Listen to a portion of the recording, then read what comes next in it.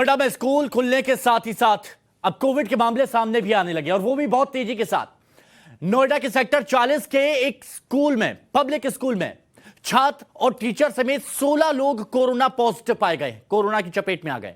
फिलहाल स्कूल प्रबंधन ने स्कूल को बंद कर दिया है।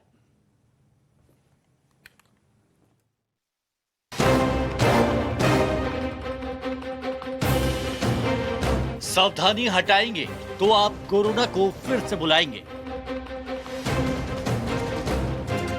महामारी को नजरअंदाज करेंगे तो फिर इसकी चपेट में आएंगे। कोरोना की चौथी लहर की दस्तक, नोएडा के स्कूल पर लगा ताला।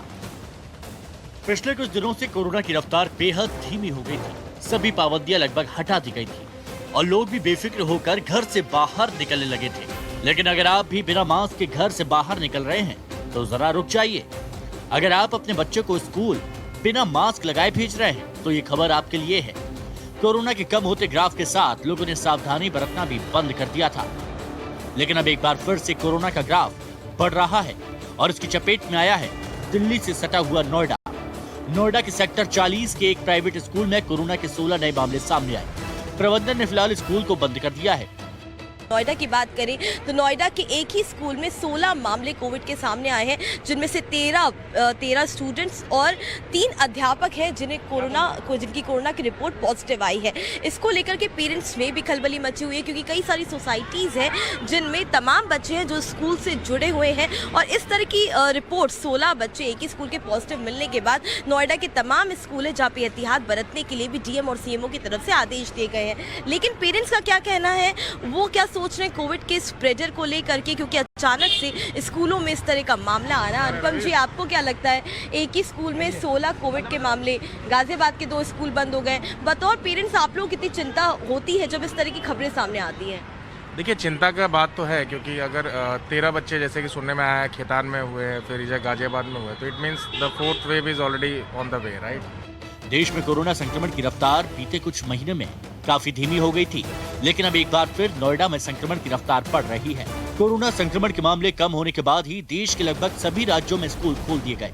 सभी कक्षाओं के बच्चे पढ़ाई के लिए स्कूल पहुंचने लगे थे। ऐसे में नोएडा के इस पब्लिक स्कूल में संक्रमण के 16 मामले एक साथ आने की खतरे की घंटी बज गई।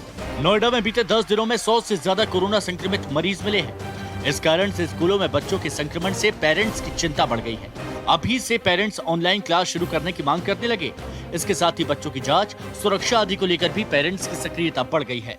ये केस तेजी से उस समय बढ़ रहे हैं जब यूरोप और चीन में कोविड मामलों में बढ़ोतरी देखी जा रही है। संयुक्त राष्ट्र प्रमुख कह चुके हैं कि यूरोप कोरोना वायरस महामारी की एक नई लहर से जूझ रहा है। इसके पीछे कोरोना वायरस के नए एक्सी वेरिएंट की चर्चा है। ये वेरिएंट इसी साल जनवरी महीने में यूनाइटेड किंगडम में पाया गया था। एक्सी वेरिएंट को ओमिक्रॉन के मुकाबले 10% अधिक तेजी से फैलने वाला बताया जा रहा है। गुजरात में इस वेरिएंट का मामला सामने आ चुका है। महाराष्ट्र में एक संभावित केस पर रिसर्च भी जारी है। हालांकि सरकार और National Technical Advisory Group on Immunisation के अध्यक्ष एन के अरोड़ा का कहना है कि फिलहाल इस वेरिएंट से घबराने की जरूरत नहीं है। Bureau report, times now Bharat.